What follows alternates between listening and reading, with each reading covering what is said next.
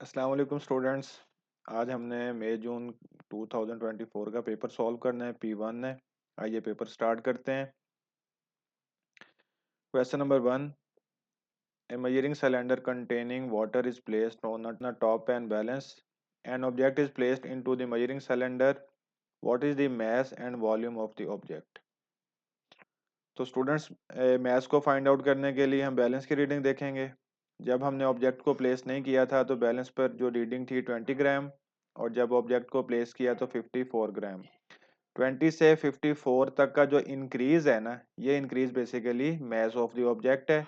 इस इंक्रीज को अगर हम फाइंड आउट करना चाहते हैं तो हम दोनों मैसेज को माइनस कर देंगे, तो जो आंसर आएगा ये बेसिकली इस ऑब्जेक्ट का मैस होगा। और दूसरी बात, हमने वॉल्यूम फाइंड करना है।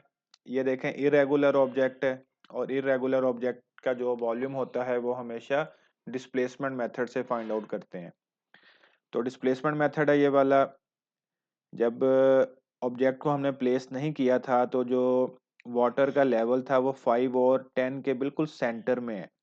सेंटर मींस 5 और 10 का जो सेंटर है वो 7.5 है। और जब हमने ऑब्जेक्ट को प्लेस किया तो इसकी जो रीडिंग है वो 15 और 20 के सेंटर में चली गई। ये जो वाटर का लेवल जो अपवर्ड गया है ना, ये जो डिस्प्लेस हुआ है, यही डिस्प्लेसमेंट मेथड होता है। इरेगुलर ऑब्जेक्ट के लिए हम इसको यूज करते हैं। तो 15 और 20 का जो सेंटर है, सेंट्रल पॉइंट है, वो है 17.5। तो 7.5 से 17.5 तक का जो ये इंक्रीज है, ये बेसिकली इस ऑब्जेक्ट का वॉल्यूम है। तो इन दोनों को जब माइनस करेंगे तो वॉल्यूम आ जाएगा 10 सेंटीमीटर क्यूब। तो ऑप्शन होगा C. Question number 2। Which quantity is a vector? So vector quantity needs both magnitude and direction, and force is the vector quantity. Others are scalars. Question number 3. Table shows distance traveled by a car in each 2 seconds, time interval during 12-second period of its journey. Which statement describes the motion of the car? Students, इस तरह के question में ना अमूमन जो है ना students को होता है कि कॉम्प्लेक्सिटी होती है, कि टाइम कंज्यूमिंग बहुत होंगे, टाइम इसमें बहुत लगेगा। तो इस तरह के क्वेश्चन में सबसे पहले आपने स्कैन करना है इंफॉर्मेशन को, उस इंफॉर्मेशन को जो आपके इस क्वेश्चन को बहुत सिंपल कर दे। कैसे? चारों ऑप्शन में एक चीज कॉमन है, आपने ऑब्जर्व की, और वो कॉमन है ये टाइम। 0 से 4, 0 to 4, 0 to 4, 0 to 4। इसका मतलब है हमें जो मैक्सिमम इंफॉर्मेशन है पूरे टेबल के इस पार्ट से मिलेगी। अब देखते हैं क्या इंफॉर्मेशन मिलेगी। Moving with constant speed, moving with constant speed, फौरी यहाँ पर हमारी नजर जाती है एट रेस्ट, एट रेस्ट। देखें क्या बॉडी रेस्ट पे है या नहीं। फर्स्ट 2 सेकंड में जो डिस्टेंस उसने ट्रेवल किया है वो 10 मीटर है। नेक्स्ट 2 सेकंड में भी जो डिस्टेंस ट्रेवल है वो 10 मीटर है। It means body is covering some distance. तो it means body is not at rest. तो जब बॉडी एट रेस्ट नहीं है तो सी और डी ऑप्शन कैंसिल। अब रह गए ए और बी दो ऑप्शंस। मूविंग तो है, अब क्या इनमें डिफरेंस है? Followed by non uniform acceleration और यूनिफॉर्म एक्सेलरेशन। अब हमें ये इंफॉर्मेशन फिगर आउट करनी है। कैसे पता चलेगा? यूनिफॉर्म एक्सेलरेशन के लिए equal speed in equal interval of time होगी चेंज, और नॉन यूनिफॉर्म के लिए जो चेंज है वो इक्वल इंटरवल ऑफ टाइम में अनइक्वल होगी।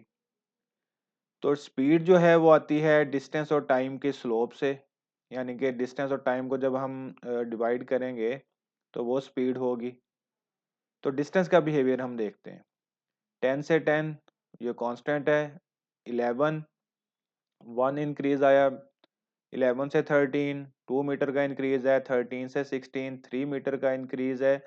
16 से 27 7 मीटर का इंक्रीज है।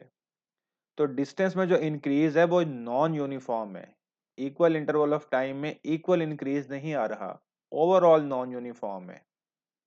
तो इट मींस अगर डिस्टेंस का इंक्रीज नॉन यूनिफॉर्म है तो स्पीड नॉन यूनिफॉर्म होगी। अगर स्पीड नॉन यूनिफॉर्म है तो एक्सेलरेशन भी नॉन यूनिफॉर्म होगा। That is why right option is A. इस तरह के क्वेश्चन में कोई ना कोई हिंट ऐसा होता है जिससे आपने फिगर आउट करके स्कैन करके फौरन उस क्वेश्चन के जो आंसर है उस तक आपने अप्रोच करना होता है, और ये चीजें प्रैक्टिस के साथ जो है वो ठीक होती हैं। चलें, Question number 4. Two cubes x and y have same mass, but length of side of x is twice that of y. सबसे पहले जो गिवन डेटा है उसको हम लिख लेते हैं। x की जो लेंथ है वो y की लेंथ का ट्वाइस है, यानी 2 टाइम्स ज्यादा है। What is the ratio of density of x to density of y? तो डेंसिटी का फॉर्मूला होता है मास ओवर वॉल्यूम। तो density of x is mass divided by volume of x। Mass को चेंज नहीं करेंगे बिकॉज मास इज सेम। तो divided by density of y है। तो जब डिवीजन के साथ लिखने की बजाय अगर मैं मल्टीप्लाई करता हूं तो ये फैक्टर जो है वो हम इसको रिवर्स कर देंगे। तो यानी कि ये वी वाई ओवर एम आ जाएगा। एम एम से कैंसल, तो V Y divided by V X. अब वॉल्यूम जो है वो होता है, क्यूब है ना, क्यूब की तीनों साइड सेम है, तो वॉल्यूम जो है वो इसका होगा एल क्यूब। हम इसका जो वॉल्यूम है यूं लिख लेते हैं, क्योंकि क्यूब है, क्यूब की हर साइड जो है वो इक्वल होती है। अब एल एक्स जो है वो 2 LY की इक्वल है, तो यहाँ पर पुट कर दें L cube Y divided by L X की जगह पर हम इसको पुट करेंगे। यानी अगर लेंथ डबल हुई है तो आप यहाँ से देख सकते हैं वॉल्यूम जो है वो कितने टाइम्स इंक्रीज होगा। 2 LY की पावर 3। मैं ये स्टेप बाय स्टेप कर रहा हूँ, आप डायरेक्ट भी इसको कर सकते हैं। तो एल क्यूब डिवाइडेड बाय 2 की पावर 3, ये जो पावर है ये 2 पर भी अप्लाई होगी, LY पर भी अप्लाई होगी। 8 L क्यूब Y। तो ये इससे कैंसिल, तो आंसर आ जाएगा 1/8। 1/8 को जब हम सॉल्व करेंगे तो ऑप्शन हमारा ए होगा। इसे आप डायरेक्ट भी कर सकते हैं, एक दो स्टेप्स में भी कर सकते हैं। मैंने ये आपकी जो डेप्थ में अंडरस्टैंडिंग के लिए स्टेप बाय स्टेप इसको सॉल्व किया है। ठीक है। Question number 5। An object slides down a frictionless slope as shown as the object presses on the surface. Surface pushes back on the object. In which direction surface push back on the object? Surface की जो push है ना वो basically normal force होती है, और normal force जो है वो हमेशा सरफेस के परपेंडिकुलर होती है, ऑलवेज परपेंडिकुलर टू सरफेस। तो आप यहां से ये बताएंगे परपेंडिकुलर जो है वो कौन सी होगी। डी और ए तो नहीं होंगी। Perpendicular means 90 degree. तो बी और सी में से देखें कौन सी है जो 90 डिग्री का एंगल बना रही है। तो राइट ऑप्शन इज सी, जो बी है उसका एंगल 90 डिग्री नहीं है, 90 से ज्यादा है। Question number 6। A car travelling on a straight road brakes and comes to stop, which row gives expression for calculating thinking distance and gives a variable that affects thinking distance? तो ये तो एक general information है, thinking distance, braking distance और stopping distance. इसमें ये D option होगा, क्योंकि इनके ये डिस्टेंस से स्पीड ऑफ कार ने ही इफेक्ट होना होता है। तो D is the right option. Question number 7, बल्कि 7 से पहले क्वेश्चन नंबर 8 करते हैं। 7 को जरा डिटेल में हम डिस्कस करेंगे। क्वेश्चन नंबर 8 है, which statement describes moment of force about a pivot? Moment of force about a pivot is torque. Torque का फार्मूला होता है आर एफ। तो अब बताना है कि 1 2 3 में से कौन सी स्टेटमेंट्स जो है वो करेक्ट है। Moment of force is measure of turning effect, ये ठीक है। Moment of force is equal to force multiply by perpendicular distance from the pivot, ये बात भी ठीक है। जैसे टॉर्क की डेफिनेशन हमें पता है, एफ जो है ये अप्लाइड फोर्स है और आर जो है ये मोमेंट आर्म है। Moment arm is the perpendicular distance from the pivot point, this is moment arm. तो 1 और 2 जो है वो ठीक है। थर्ड स्टेटमेंट में फोर्स मल्टीप्लाई बाय प्रेशर गलत है, रॉन्ग है। तो 8 जो है क्वेश्चन उसका आंसर होगा 1 और 2 ए। क्वेश्चन नंबर 7 सॉल्व करते हैं। अनस्ट्रेच स्ट्रिंग ऑफ लेंथ, ये लेंथ गिवन है, स्ट्रेचेस बाय 4 सेंटीमीटर, ये स्ट्रेच भी एक डिस्टेंस गिवन है। When a mass of weight, ये वेट गिवन है, suspended from it spring doesn't exceed the limit of proportionality, Hooke's law applicable है। What is the total length of the spring when weight is 3 Newton?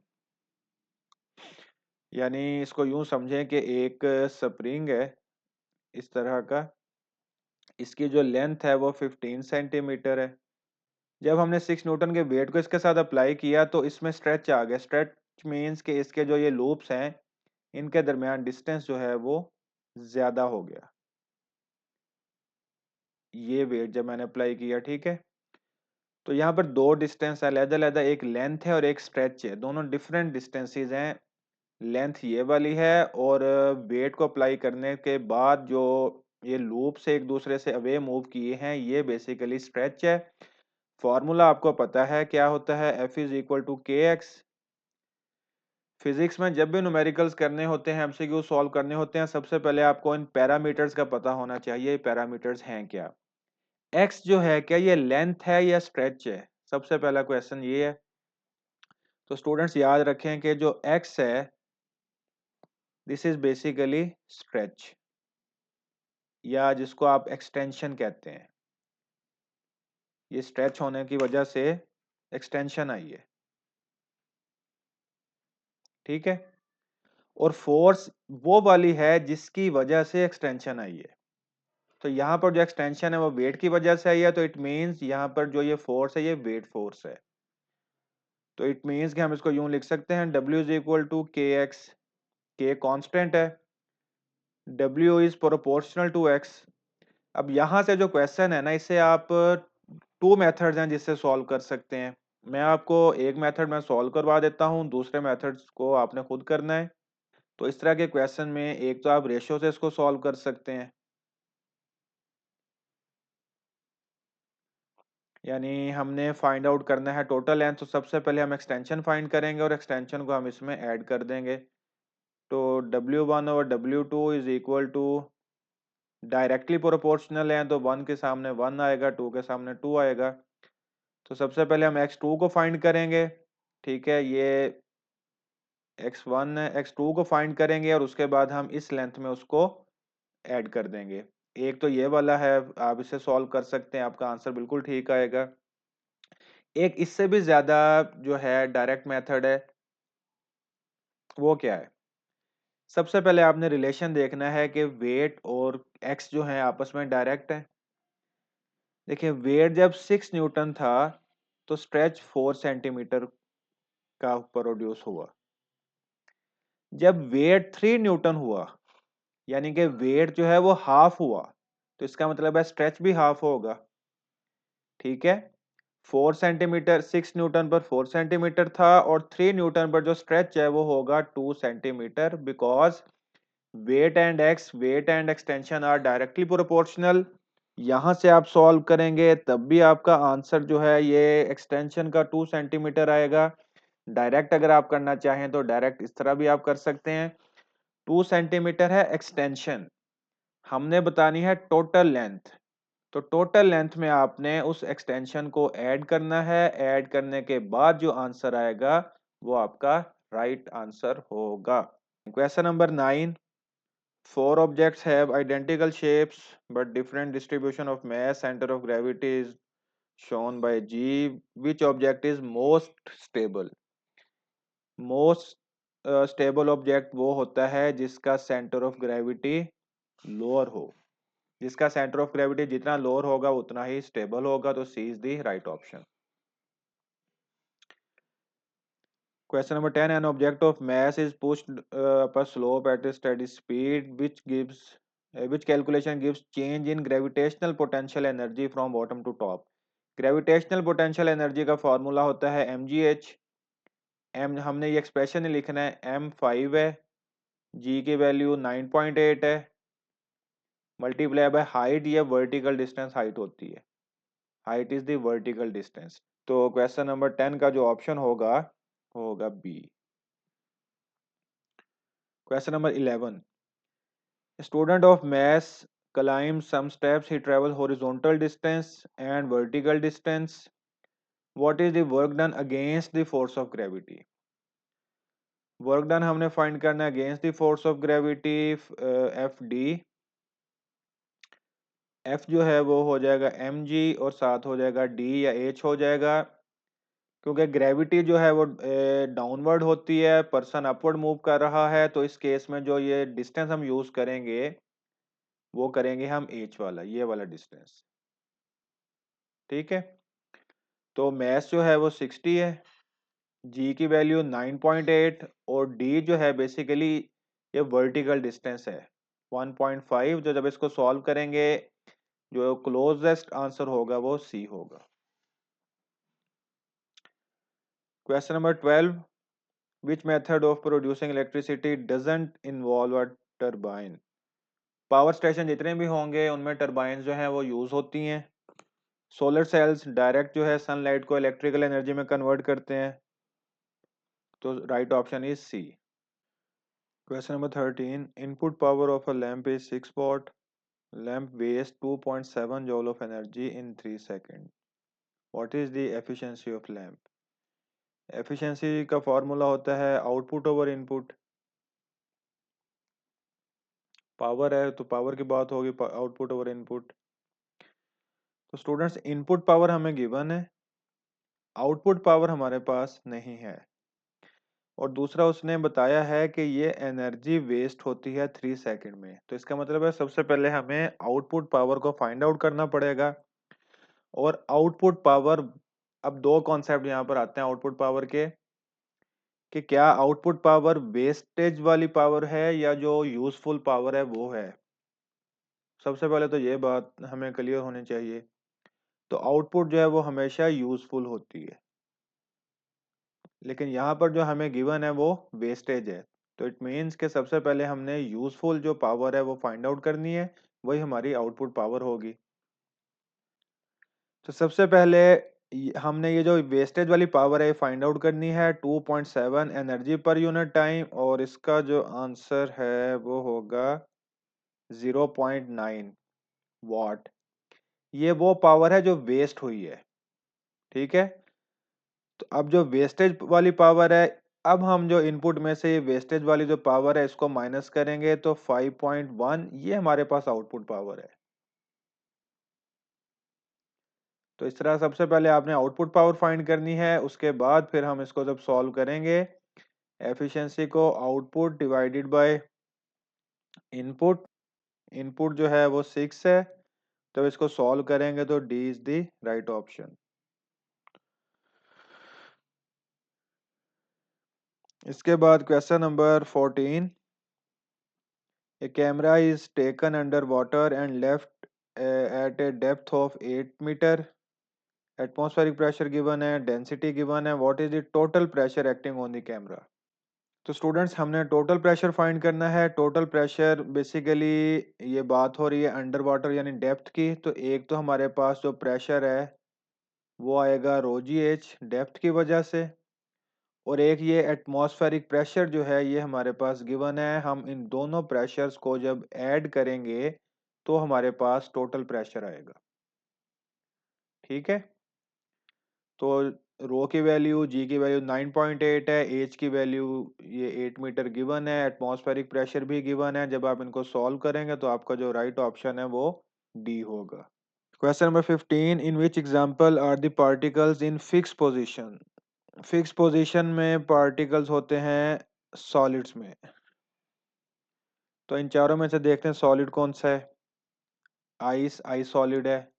Water, air, water ये liquid और gas है, तो ice solid है, तो A is the right option. Question number 16, है gas expands, expansion का मतलब क्या है, वॉल्यूम इंक्रीज हुआ, and temperature remains constant, temperature constant है तो पी और वी का जो प्रोडक्ट है वो कांस्टेंट होगा। तो वॉल्यूम इंक्रीज किया है, प्रेशर जो है वो डिक्रीज करेगा। What happens to the gas particles, volume increase किया है, प्रेशर जो है वो डिक्रीज किया है। जब प्रेशर डिक्रीज करेगा तो गैस मॉलिक्यूल्स जो हैं वो एक दूसरे से अवे चले जाएंगे, दे मूव फर्दर अपार्ट या far apart from each other. तो इसका मतलब है they move far further apart, further apart. A B C में से कोई एक ऑप्शन है। सबसे पहली बात तो ये वाली हो गई। इसके बाद जो ये सेकंड इंफॉर्मेशन है, temperature is constant. Students temperature जो है वो डायरेक्टली प्रोपोर्शनल होता है काइनेटिक एनर्जी के।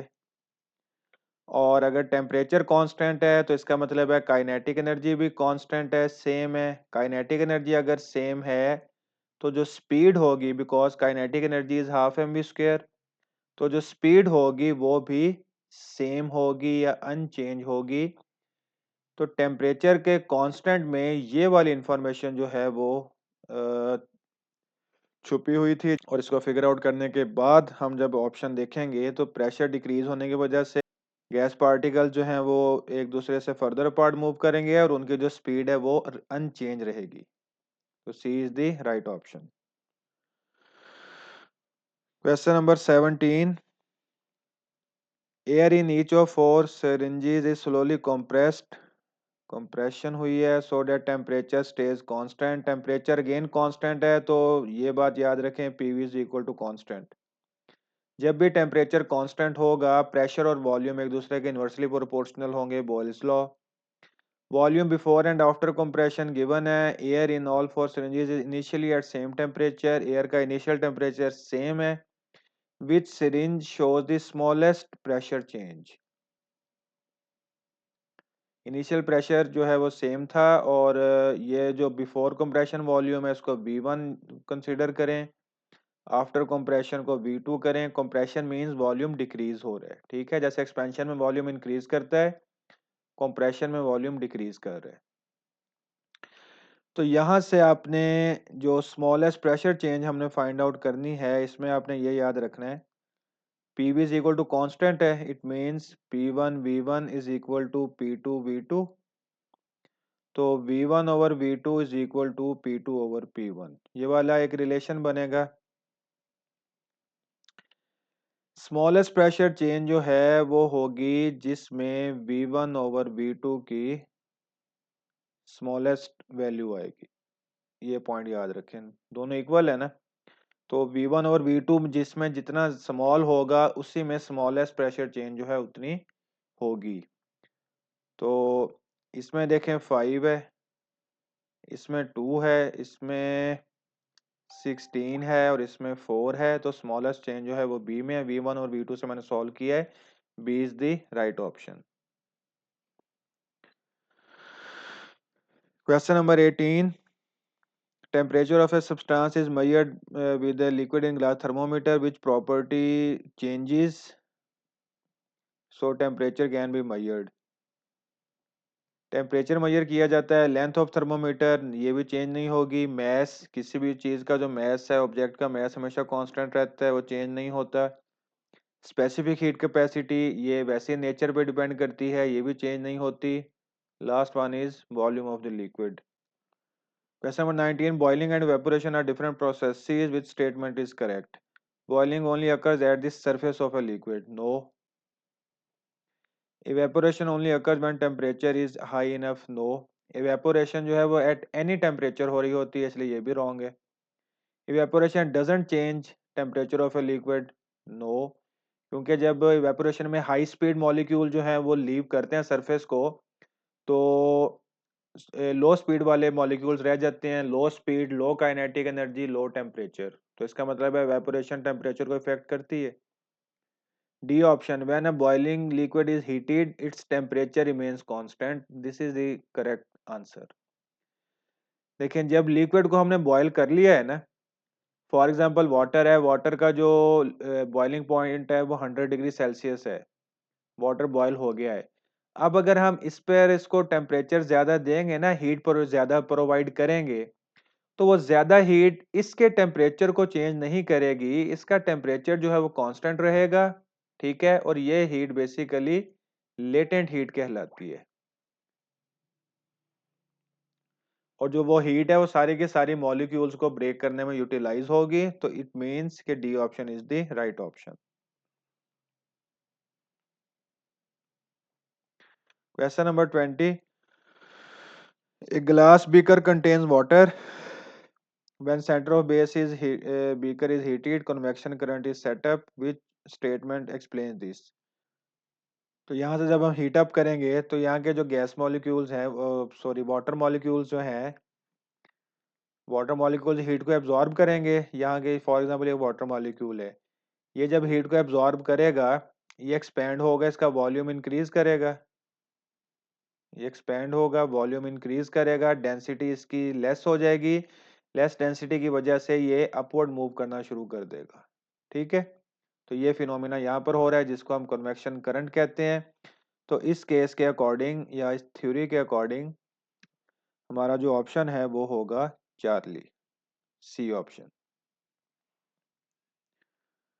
Question number 21, hot meal is supplied in a container made of shiny metal foil. Shiny surface जो है वो गुड रिफ्लेक्टर होती है और पुअर एमिटर होती है, पुअर एब्जॉर्बर होती है।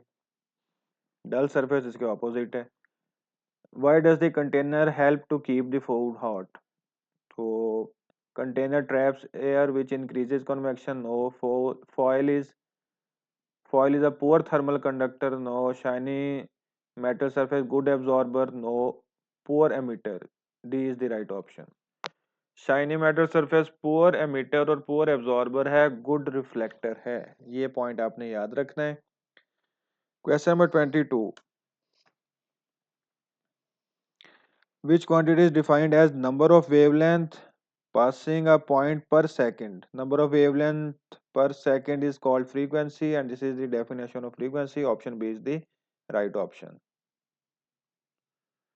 Question number 23, a plane mirror forms an image. What are the characteristics? Plane mirror से जो image बनता है same as object और virtual होता है, simple just information है। Question number 24, a light strikes the surface of a glass at an angle of incidence. ये angle of incidence है, refractive index 1.8 है, angle of refraction हमने find करना है। Snell's law, n is equal to sin I over sin R। तो हमें angle of refraction चाहिए, इनको रीअरेंज करें, sine R is equal to sine I 45 degree divided by 1.8। अच्छा, कई दफ़ा स्टूडेंट्स यहाँ पर एक मिस्टेक करते हैं, ये मैं आपके साथ शेयर करता हूँ। स्टूडेंट्स क्या करते हैं कि डायरेक्ट जो है ना, इसकी जो वैल्यू है उसको फाइंड आउट कर लेते हैं कैलकुलेटर से, साइन 45 ओवर 1.8 की वैल्यू को फाइंड आउट कर लिया।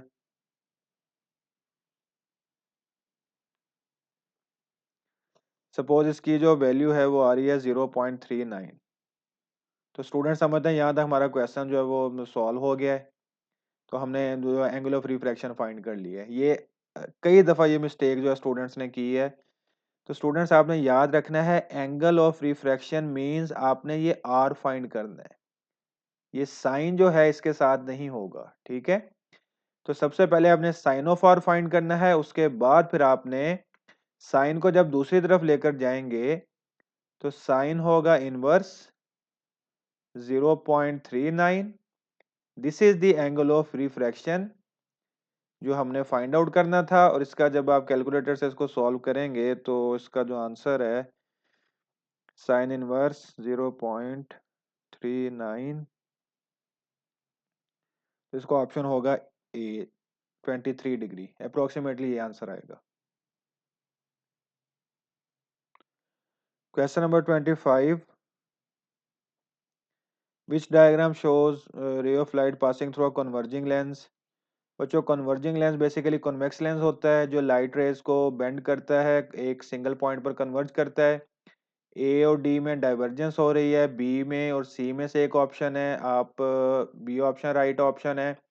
यहाँ से आपने देख लेना है कि जब रेज जो है वो कन्वेक्स लेंस से निकलती हैं तो अपने नॉर्मल के साथ क्या एंगल बनाती हैं, उसके अकॉर्डिंग बी ऑप्शन राइट होगा। जस्ट एक इन्फॉर्मेशन है ये। Question number 26, a beam of white light is incident on a glass prism. X and Y are the two ends of a visible spectrum. Which statement is correct? X और Y दो spectrum, ये दो हैं visible spectrum के दो ends हैं। तो सबसे पहले तो हम ये देखते हैं ये एंड्स कौन से होंगे। तो स्टूडेंट्स, ये जो वाइट लाइट का यहाँ पर 7 कलर्स में जो डिवाइड होना या स्प्लिट होना कहलाता है डिस्पर्शन, और जो Y है ये होगा वायलेट और X होगा रेड। यानी कि आप वी से आर की तरफ जाएंगे, विप ग्योर वाला जो रिलेशन सारा बनेगा।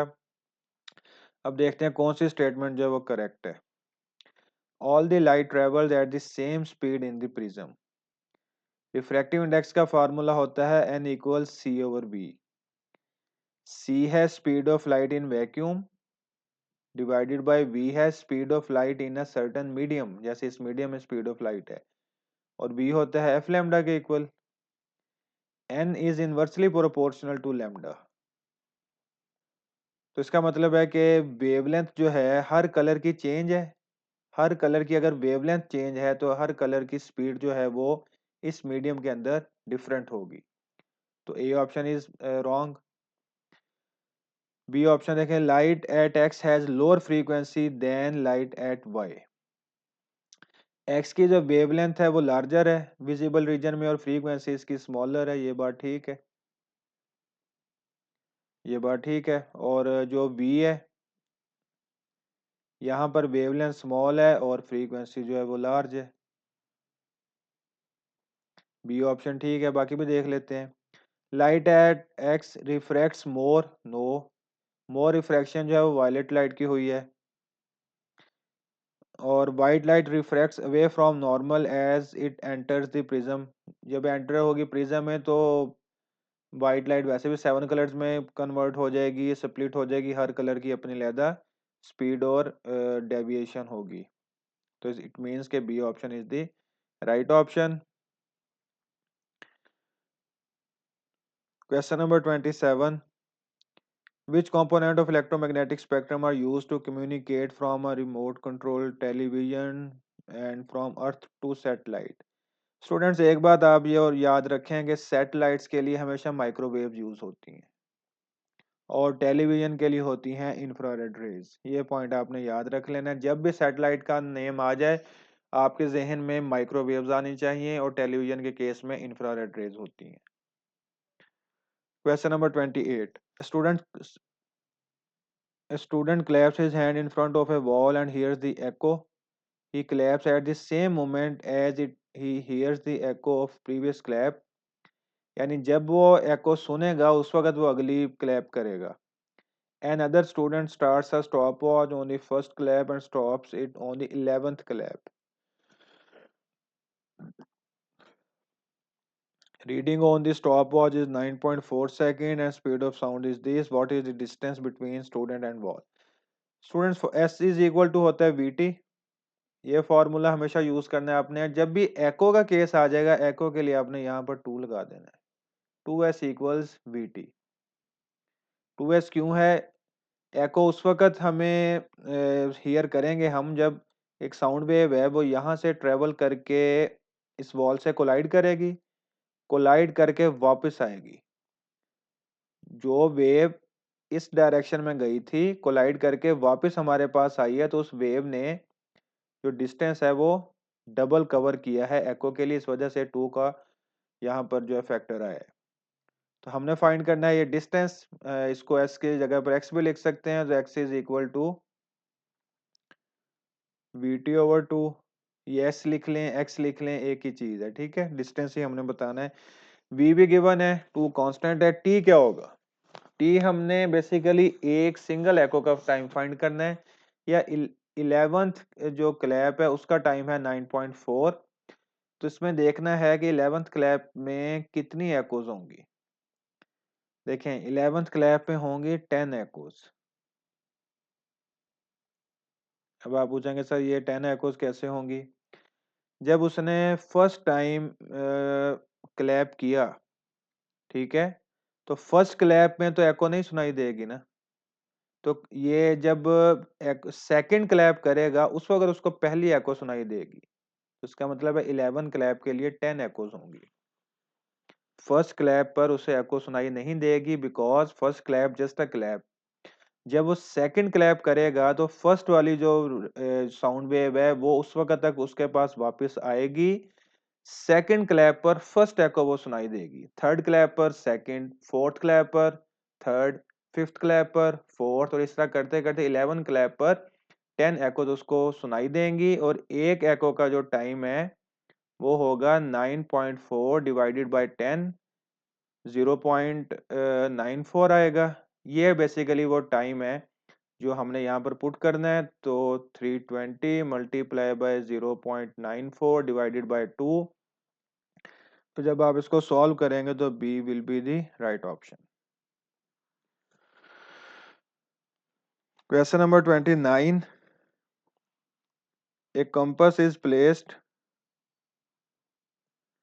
close to a strong magnet and pivots to the position shown. Which type of magnet is compass needle and what is the pole x? Compass downward है, कंपस नीडल जो है वो डाउनवर्ड है, और कंपस नीडल हमेशा in the direction of magnetic field होती है। It means अगर ये डाउनवर्ड है तो ये नॉर्थ है, ये साउथ है, that is why compass needle is downward. और सेकंड केस जो है, देखें कंपस नीडल जो है ये एक परमानेंट मैग्नेट होता है, इंड्यूस मैग्नेट नहीं होता। इंड्यूस मैग्नेट में हमें फ्लक्स को चेंज करवा कर करंट जो हम करवाते हैं फ्लो, उससे इंड्यूस मैग्नेट बनता है। तो इसमें ना कोई इस वक्त करंट है ना फ्लक्स है, ये जो कंपस है ये एक परमानेंट मैग्नेट है। तो C is the right option. Question number 30, plastic and wool are insulating materials.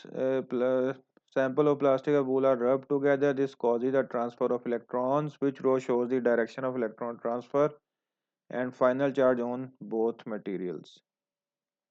Plastic जो है वो एक इंसुलेटर है, तो इट मीन्स जब इसे रब करेंगे प्लास्टिक जो है वो इलेक्ट्रॉन्स को गेन करेगा, वूल जो है वो लूज करेगा। जो इलेक्ट्रॉन्स को लूज करेगा उस पर पॉजिटिव चार्ज आता है, जो गेन करेगा उस पर नेगेटिव चार्ज आएगा। तो B is the right option. 31, which circuit contains a heater and a fuse? ये जस्ट एक सिंबॉलिक क्वेश्चन है, इसको ऑप्शन होगा B. Question number 32, a light dependent resistor is to be used as an input sensor for an intruder alarm when there is no light on the LDR lamp switch is on. Students ये वाली जो बात है ना ये बहुत important है कि LDR पर जब कोई लाइट फॉल नहीं करेगी तो लैंप जो है वो स्विच ऑन होगा। ठीक है, when there is no light on LDR lamp switch is on। अब इनमें से हमने बताना है ऐसा कौन सा सर्किट होगा जिसपे लाइट फॉल ना करे और लैंप जो है वो स्विच ऑन हो। ये जो एक्स वाला साइन है ये लैंप है, ये फिक्स रेजिस्टर है और ये LDR है। तो इट मीन ये एक पोटेंशियल डिवाइडर का केस है। तो इसमें हम देखते हैं डायरेक्ट, अगर आपने सर्किट्स DC सर्किट्स पर अगर आपकी ग्रिप अच्छी है, पोटेंशियल डिवाइडर पर अगर आपके बेसिक कॉन्सेप्ट्स क्लियर हैं, तो आप डायरेक्ट यहाँ से बता सकते हैं B is the right option, because दोनों पैरेलल हैं। पोटेंशियल जो है वो जो है दोनों पे कांस्टेंट रहेगा। और इन केसेस में, बाकी तीनों केसेस में जो लैंप है वो LDR के साथ सीरीज में है। इसमें भी सीरीज में है, इसमें भी सीरीज में, इसमें भी सीरीज में है। तो सीरीज कॉम्बिनेशन में LDR की और इसकी जो टोटल जो रेजिस्टेंस है वो बहुत ज़्यादा हो जाएगी, हाई रेजिस्टेंस है, और हाई रेजिस्टेंस की वजह से करंट फ्लो नहीं कर पाएगा। तो स्विच जो है वो ऑफ ही रहेगा। तो B is the right option. Question number 33, potential difference of 4 volt produces a current. Potential difference given है, करंट गिवन है, how much energy transfer to thermal energy in during 10 second. Energy हमने find out करनी है, हमारे पास time भी given है। तो students जो पावर का फॉर्मूला हम यूज करेंगे E is equal to PT, या P होता है एनर्जी बाय टाइम, तो energy is equal to PT। अब पावर क्या होगी यहाँ पर, देखें करंट इलेक्ट्रिसिटी में पावर के जो फॉर्मूला हमने पढ़े हैं, एक P is equal to VI पढ़ा है, एक I² R पढ़ा है, और एक फार्मूला हमने पढ़ा है V²/R। इलेक्ट्रिकल सर्किट में ये वाले फार्मूला हमने पावर के पढ़े हैं। तो जो गिवन डेटा है उसके अकॉर्डिंग हमें पता चलेगा कि यहाँ पर कौन सा फॉर्मूला हम यूज करेंगे। तो P is equal to VI और साथ T।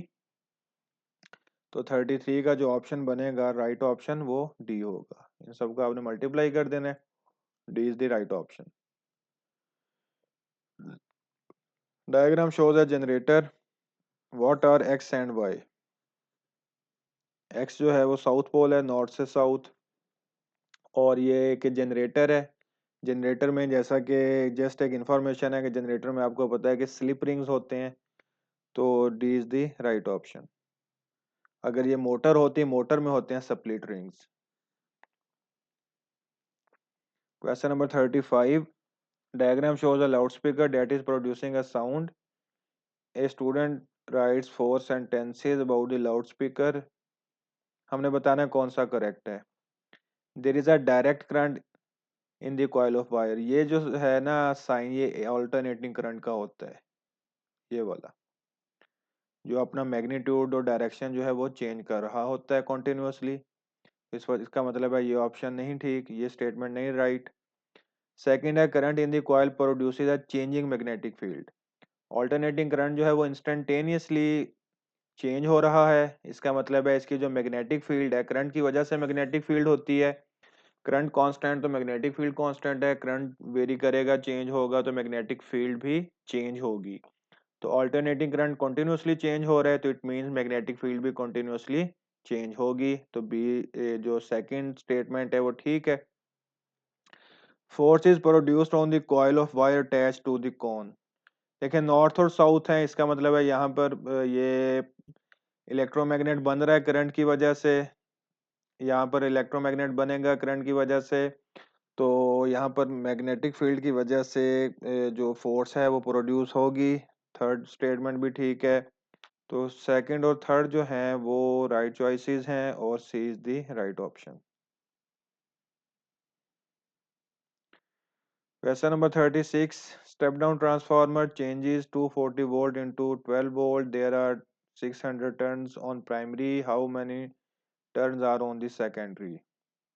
तो नंबर ऑफ टर्न्स और वोल्टेज का ये रिलेशन है, N S over N P is equal to V S over V P, दोनों डायरेक्ट हैं। तो N S is equal to V S over V P multiply by N P. Step down transformer क्या होता है, जो जिसके input के जो वोल्टेज हैं वो ज्यादा हों और आउटपुट के जो वोल्टेजेस हैं वो कम हों। तो इसका मतलब है इनपुट के वोल्टेज प्राइमरी होते हैं, आउटपुट के वोल्टेज जो हैं वो सेकेंडरी होते हैं। और ये सारा डेटा आपके पास गिवन है, यहाँ से जब आप इसको सॉल्व करेंगे तो B is the right option. Alpha particles are directed at a thin gold foil. Only a very small portion of alpha particles are deflected through very large angles. What fact about the nuclei of gold atoms is not a conclusion? They are surrounded by mostly empty space. ये बात ठीक थी. They are very small. Correct. They contain most of the mass of atom. Correct. They contain proton and neutron. D is the right option. Alpha particle की scattering ने यह बताया था कि न्यूक्लियस की डिस्कवरी, अल्फा पार्टिकल की scattering का जो एक्सपेरिमेंट है उससे न्यूक्लियस की डिस्कवरी हुई थी। ये पता चला था कि एटम का बहुत सारा पार्ट जो है, मोस्टली जो एटम है वो एम्प्टी है। और ये जो सेंट्रल पार्ट है न्यूक्लियस है बहुत स्मॉल है, और एटम का मैक्सिमम मैस जो है वो वहीं पर सेंटर पर ही लाई करता है। लेकिन उस स्कैटरिंग एक्सपेरिमेंट ने ये नहीं बताया था कि उसके अंदर प्रोटॉन और न्यूट्रॉन भी होते हैं। ये अलहदा एक्सपेरिमेंट से ही डिस्कवर हुए थे। तो इसलिए D is the right option. Question number 38. A radioactive source emitting only gamma rays is placed in front of radiation detector which measures count rate. What must cause the count rate to increase?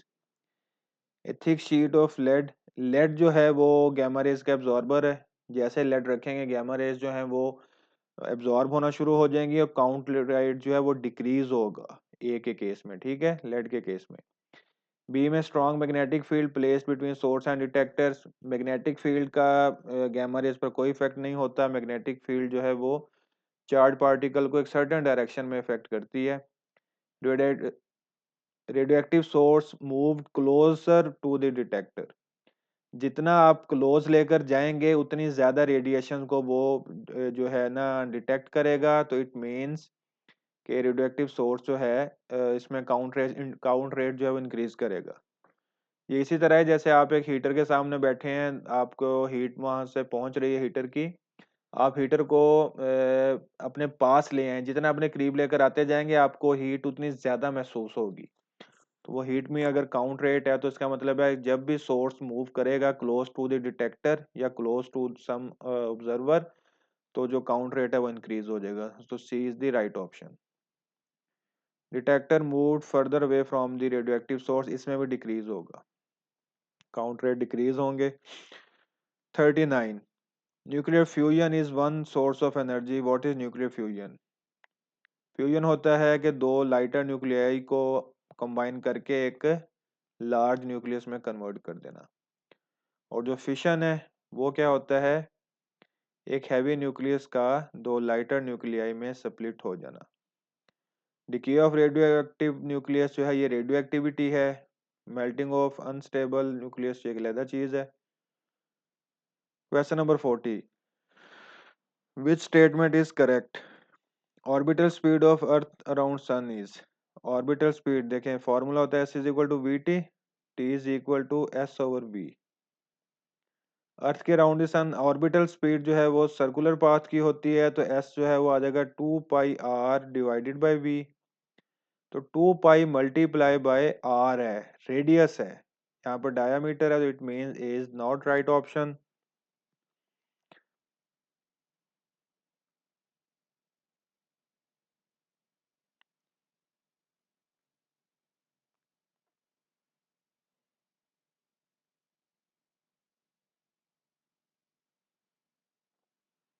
Question number 40, which statement is correct? Orbital speed of earth around the sun is 2 pi, जो orbital speed होती है वो होती है S by T, और S जो है 2 pi R divided by T, R radius है, तो it means A is not right option. Orbit of earth around the sun is ellipse, ये ऑर्बिट जो है अर्थ का वो सन के अराउंड कुछ इस तरह का होता है, सन यहाँ पर होता है एट वन फोकस, अर्थ जो है इस तरह रिवॉल्व कर रही होती है, तो B is the right option. C में क्या है? Moon takes approximately 1 month to orbit the sun, नहीं ये अर्थ के अराउंड 1 मंथ लेता है। डी में light from the sun takes 5 minutes to reach the earth, ये 8 मिनट अप्रोक्सीमेटली लेती है अर्थ तक लाइट पहुंचने के लिए, तो overall B option is the right option.